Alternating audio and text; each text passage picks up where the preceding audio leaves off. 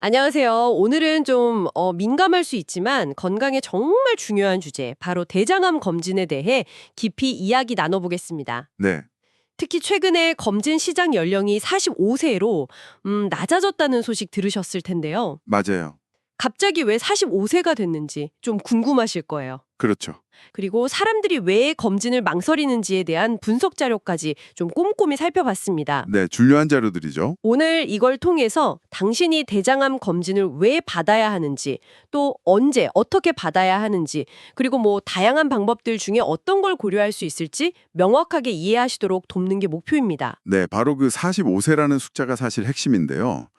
뉴욕 포스트 인터뷰에서도 나왔지만 좀 안타깝게도 1990년대 이후로 50세 미만, 그러니까 상대적으로 젊은 성인들의 대장암 발병률이 눈에 띄게 증가하고 있어요. 아, 정말요? 젊은 층에서요? 네, 이게 그냥 뭐 권고안이 바뀌었다 이런 수준이 아니라 젊은 층에서 나타나는 좀 심상치 않은 변화에 대한 어떤 경고 신호, 이렇게 받아들여야 할 것 같아요. 와, 정말 중요한 지적이네요. 조기 발견이 생존율 높인다는 건 다들 알지만 특히 대장 내시경은 그 이상이라고요? 맞습니다.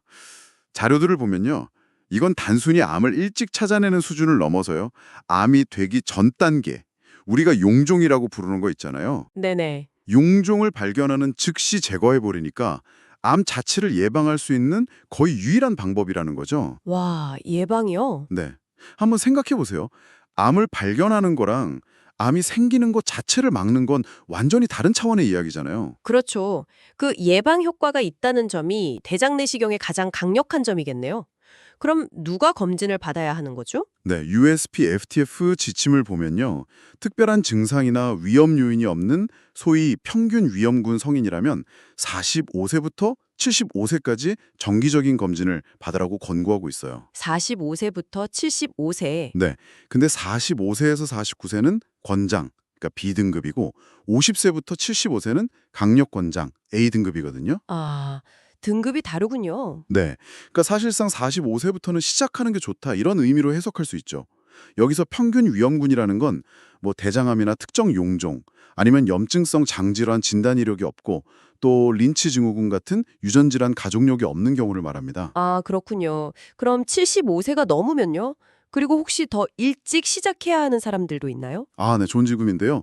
76세부터 85세까지는 개인의 전반적인 건강 상태나 뭐 예전에 검사를 받았던 이력 또 본인이 어떻게 생각하는지 이런 걸 고려해서 의사랑 상의한 후에 결정하도록 권고하고요. C등급 85세 이후는 일반적으로 권장하지 않습니다. 네. 그리고 또 중요한 점은 흑인 성인의 경우는 다른 인종에 비해서 대장암 발병률이나 사망률이 좀 더 높아요.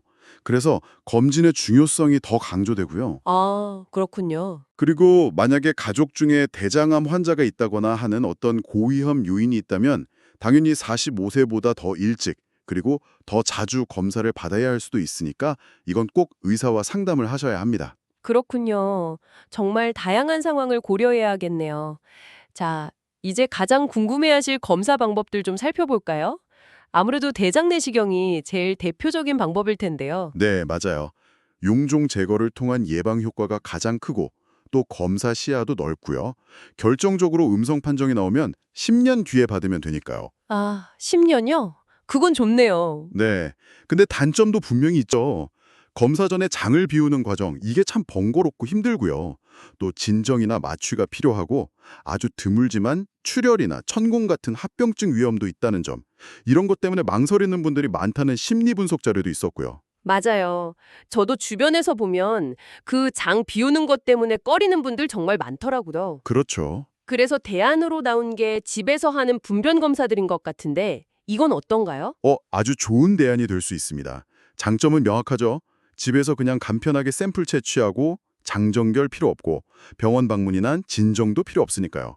오, 편리하겠네요. 네. 특히 바쁘시거나 아니면 특정 질환 때문에 내시경이 좀 부담스러운 분들께는 특히 유용할 수 있어요. 다만 분변 검사에서 만약 양성이 나오면 정확한 진단을 위해서는 결국 대장 내시경을 받아야 한다는 점. 아, 결국엔 또 내시경을 해야 할 수도 있군요. 네, 그렇죠. 결국 확인을 위해 대장 내시경이 필요합니다.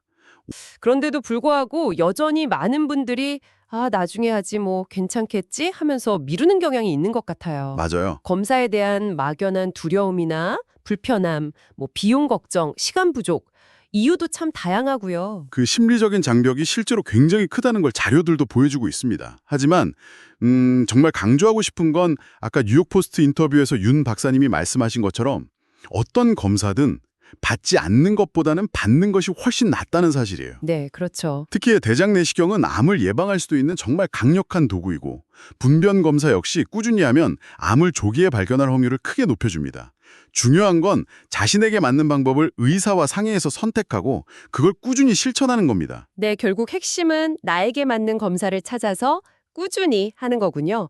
오늘 저희가 대장암 검진 연령이 왜 45세로 낮춰졌는지 그 배경부터 시작해서 다양한 검사 방법들의 장단점, 그리고 좀 망설여지더라도 검진이 왜 중요한지를 짚어봤습니다. 평균 위험군에 해당하신다면 45세부터 꼭 의사와 상담하셔서 당신에게 맞는 검진 계획을 세우시길 바랍니다. 네, 여기서 한 가지 더 우리가 생각해 볼 질문이 있는 것 같아요. 과학자들도 아직 명확한 원인을 딱 집어내지 못하고 있는 이 젊은층의 대장암 증가 추세 말입니다. 아, 맞아요. 그게 참 미스테리죠. 네, 만약에 앞으로 연구를 통해서 식습관이나 생활 방식 아니면 환경적인 요인 같은 근본적인 원인이 밝혀진다면 미래의 대장암 예방 전력은 단순히 검진을 넘어서서 어떻게 달라지게 될까요? 이것이야말로 우리가 계속 좀 주시하고 고민해봐야 할 문제가 아닐까 싶습니다.